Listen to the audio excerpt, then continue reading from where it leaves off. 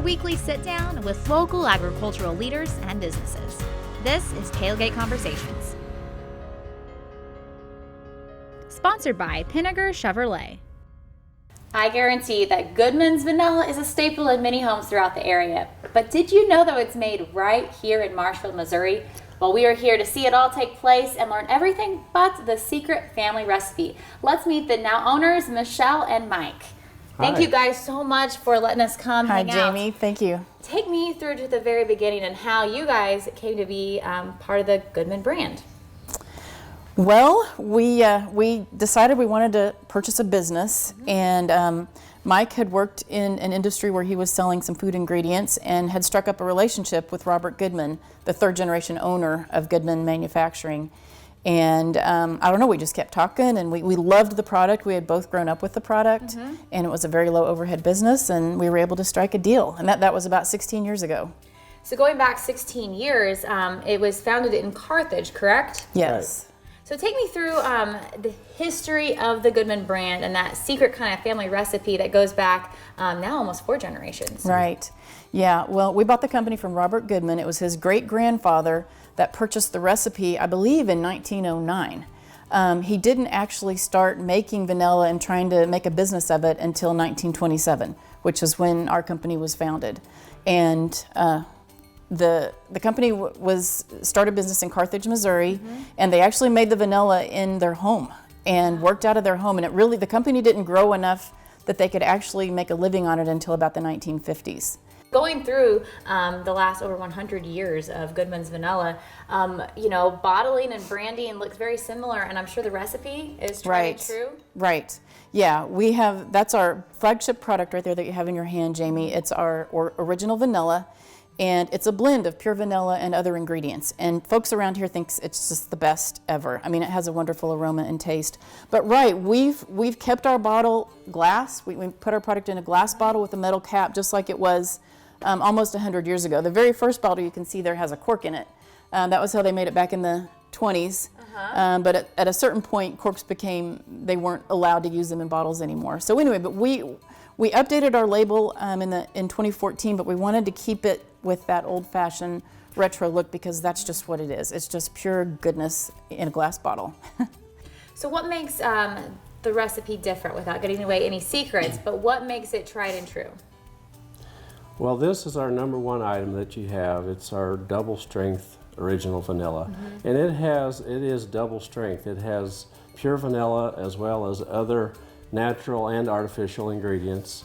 It's low in alcohol, which pure vanilla has a high content of alcohol. And you can get that alcohol aroma and taste a little bit.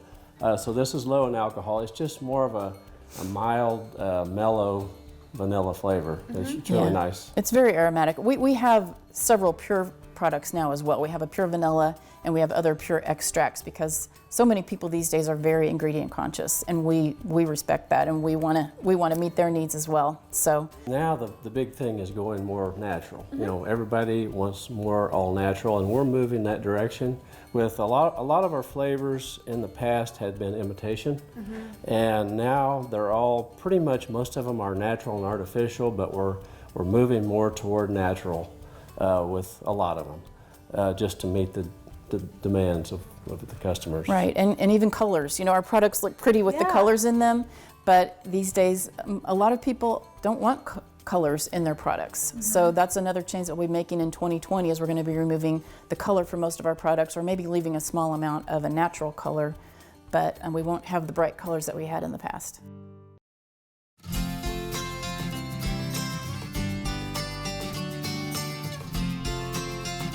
So I see Austin has the vanilla already in the bottles and they're filled. So what's the next step in this process? All right, the next step is these little bottles go down our production line.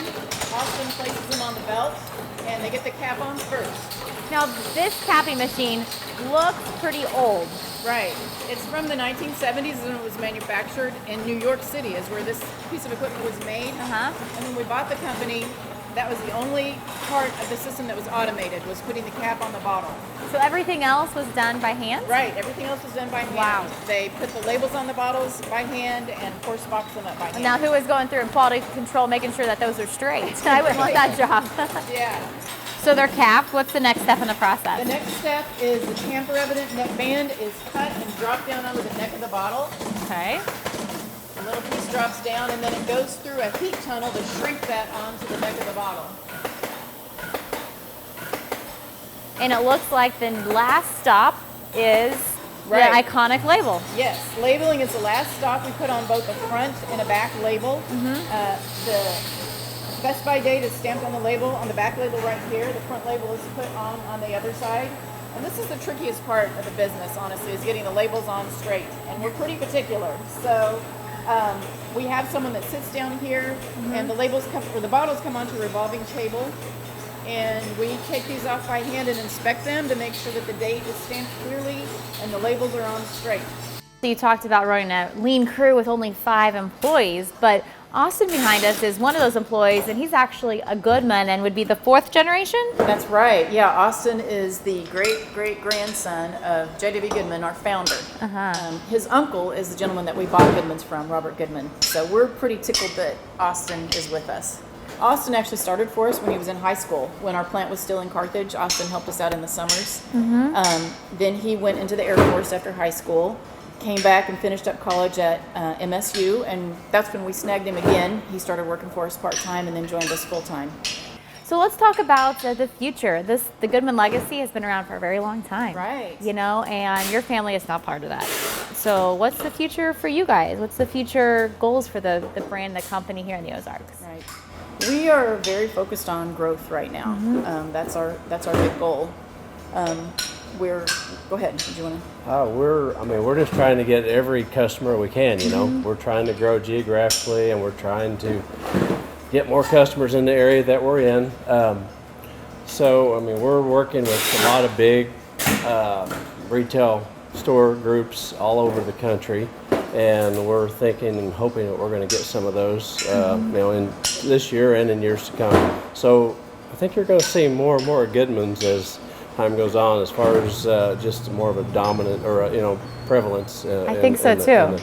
In the market. Well, with the consumers interested in quality products and the growing consumer demand for local and family-owned businesses, the future can be nothing but bright for the Goodman brand and for all those flavors that we use every day.